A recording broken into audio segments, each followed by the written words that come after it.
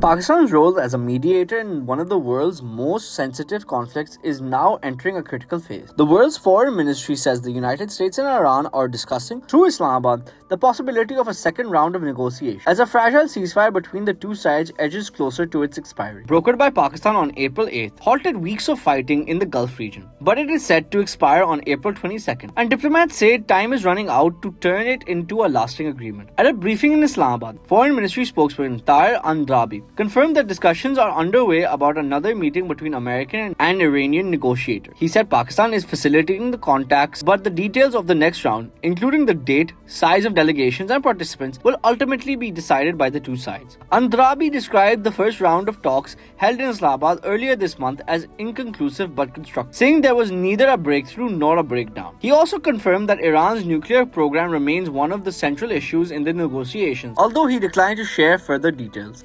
Ladies and gentlemen, eventually these peace talks did take place and were extensively covered, and I thank the media colleagues for their attention, their responsibility, and their dedication with which they covered these talks. As you know, the respective delegations were headed by the Vice President of the United States, His Excellency J.D. Vance, and the Honorable Speaker of the Iranian Parliament, Mr. Mohammad Baghir Ghalibaf.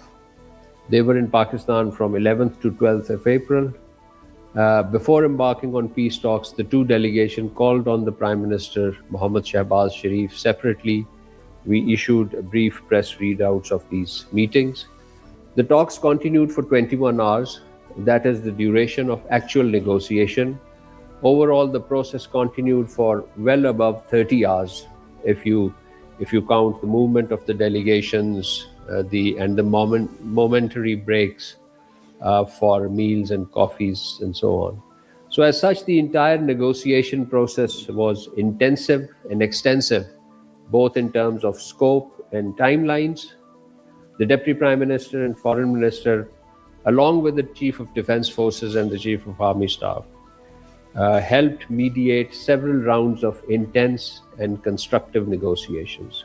At the same time, Pakistan's leadership has launched a broader diplomatic effort across the region to keep the process moving. Prime Minister Shehbaz Sharif is currently on a 4-day regional tour, with stops in Saudi Arabia, Qatar and Turkey, aimed at building political support for the peace process. In Doha, Sharif met Qatar's Emir Sheikh Tamim bin Hamad Al Thani, where both leaders discussed the regional situation and stressed the need for dialogue and de-escalation. Meanwhile, Pakistan's Chief of Army Staff, Field Marshal Asim Munir, traveled to Tehran with a senior delegation that included Interior Minister Mohsin Naqvi. Munir held meetings with Iranian leaders, including Foreign Minister Abbas Araghchi and Iranian Parliament Speaker Mohammad Baghir Ghalibaf, who led Tehran's delegation in Islamabad talks. Iranian officials have also signaled confidence in Pakistan's mediation. Iran's ambassador to Pakistan said Tehran would prefer Pakistan as the venue for future talks with Washington, citing trust in Islamabad's role. Analysts say Pakistan's diplomacy appears to be running on two tracks. While Prime Minister Sharif is engaging regional allies and building political support, military leadership is working directly with both sides to narrow the gaps between Washington and Tehran. Another layer of diplomacy is unfolding in Turkey, where officials are preparing discussions around a regional security platform involving Pakistan, Saudi Arabia, and possibly Egypt. The initiative is separate from the US-Iran negotiations, but aims to strengthen cooperation